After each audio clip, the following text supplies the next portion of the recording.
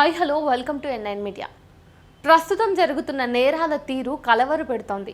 క్షణికావేశంలో రెప్పపాటు నిమిషంలో కన్న పేగును కన్నవారే కడతెర్చుకుంటున్నారు. రాష్ట్రంలో జరుగుతున్న వరుస ఘటనలు కలకలం రేపుతున్నాయి. అడవిలో ఉండే క్రూర జంతువులు కూడా తమ పిల్లల పట్ల ప్రేమను కనబరుస్తాయి. వాటిని మించి ప్రస్తుతం సమాజంలో నేరాలు జరుగుతున్నాయి. పాము తన పిల్లలను తానే చంపుకున్నట్టు కొంతమంది ప్రవర్తిస్తున్న తీరు యావత్ సమాజాన్నే ప్రశ్నించేలాగా ఉంది. సాక్షాత్తు తల్లిదండ్రులే యమపాశాలుగా మారి అభం శుభం తెలియని పసివారిని పొట్టన పెట్టుకుంటున్నారు. ఇదివరకు పిండస్థ దశలో ఉన్న శిశువులను, అప్పుడే పుట్టిన పసిగుడ్డులను కిరాతకంగా వదిలేసిన ఘటనలుండేవి. ఇప్పుడు అల్లారు ముద్దుగా పెంచుకున్న పిల్లలను వారి చేతులతోనే ఆయుధీస్తున్నారు. అక్రమ సంబంధానికి అడ్డుగా ఉన్నారని ఒకరు, అనారోగ్య కారణాలతో ఒకరు, ఇట్లా ఎన్నో కారణాల వల్ల కన్న పిల్లల్ని సైతం చంపుకుంటున్నటువంటి తల్లిదండ్రులు ఈరోజు ఎంతో మంది మన సమాజంలో కనిపిస్తూ ఉన్నారు. కారణం ఏదైనా కానీ ఇక్కడ మనం గమనించినట్టయితే బలవుతున్నది మాత్రం ముక్కు పచ్చలారని పిల్లలే. వరుస నేరాలను మరవక ముందే తాజాగా హైదరాబాద్ బాచుపల్లి ప్రగతి నగర్లో 2 రోజుల క్రితం జరగగా ఆదివారం రోజు వెలుగులోకి వచ్చిన ఘటన.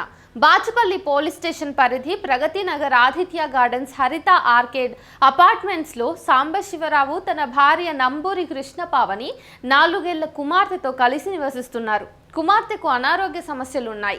ఈ క్రమంలో శుక్రవారం సాయంత్రం ఇంట్లో సాంబశివరావు లేని సమయంలో కృష్ణపావని తమ కుమార్తెకు కూల్ డ్రింక్లో ఎలుకల మందు తాగించి తాను తాగింది. శనివారం తెల్లవారుజామున భర్తకు విషయం తెలపగా ఇద్దరిని ఆసుపత్రికి తరలించారు.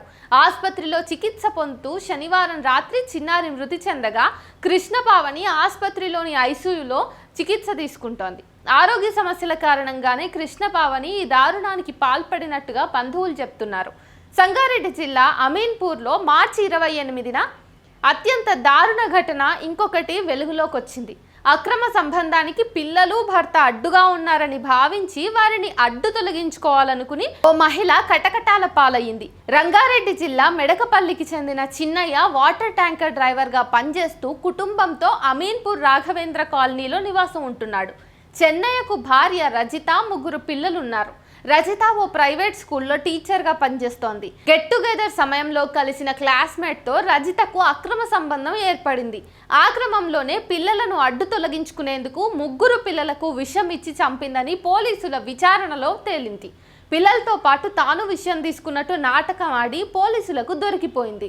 పిల్లల అనారోగ్య పరిస్థితులకు భార్యాభర్తల మధ్య కలహాలు తోడై ఓ కుటుంబం చిన్నాభిన్నమైంది. హైదరాబాద్లో జీడిమెట్ల పోలీస్ స్టేషన్ పరిధి గాజుల రామారంలో ఖమ్మం జిల్లా సత్తుపల్లికి చెందిన గండ్ర వెంకటేశ్వరరెడ్డి, తేజస్విని దంపతులుంటున్నారు. వీరికి కుమారులు ఆశీష్ రెడ్డి, హర్షిత్ రెడ్డి ఉన్నారు. తేజస్వినికి కొంతకాలంగా కంటి చూపు సమస్య ఉండడంతో మానసికంగా ఇబ్బంది పడుతోంది. ఆశీష్, హర్షిత్ ఇద్దరికి శ్వాసకోశ సమస్యలు ఉన్నాయి. ఏప్రిల్ 17న సాయంత్రం 4 గంటలకు తేజస్విని పిల్లలను వేట కొడవలితో తల, మెడ భాగాలలో విచక్షణారహితంగా నరకడంతో పిల్లలు చనిపోయారు. తర్వాత అపార్ట్మెంట్ 6వ అంతస్తు నుండి దూకి ఆత్మహత్యకు పాల్పడింది.